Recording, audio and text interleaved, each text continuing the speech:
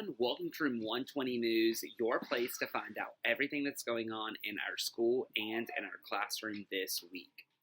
The middle of the year testing window has opened. We did not start last week, but we are starting this week, so please make sure that your child is getting a great night's rest and coming to school ready to potentially take their beginning or middle of the year reading assessment.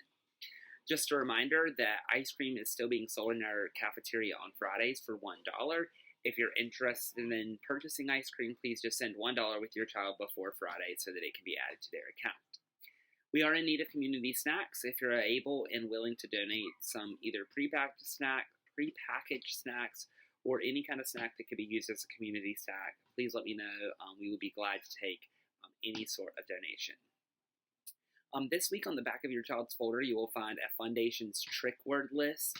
These are words that do not follow the typical phonological rules of the English language, and students just have to memorize the reading and the spelling of those words. There will never be a time that these words will be tested on all at one time, but these words are found on our Foundation's assessments and unit assessments at the end of units, so practicing reading and writing those words are really going to help your child grow as both a reader and a writer. So that will be on the back of your folder. You can do with it as you wish. Up next is looking ahead, where we're going to look at some dates and events happening in the life of our school and in our classroom.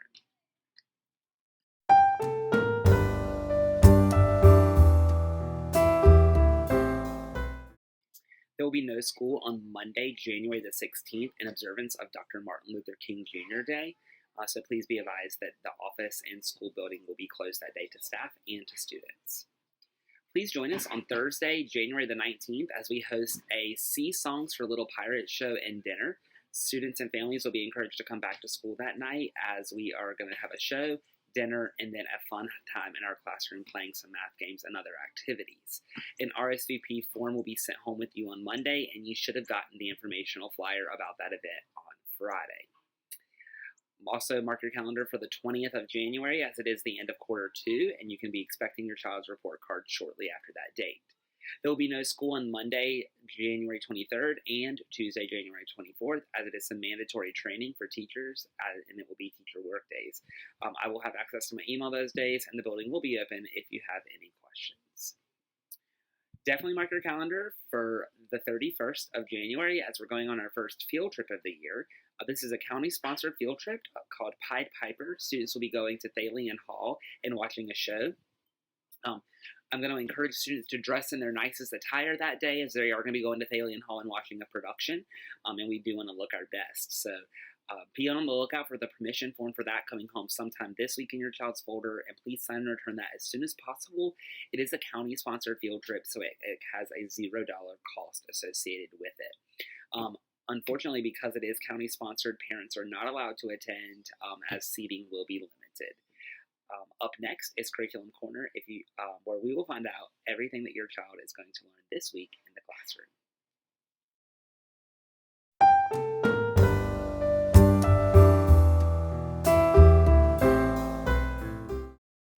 During reading, we're continuing to look at fables and determining the lesson and moral. This week, we're really focusing on going back into the story to find details to support the lesson or the moral.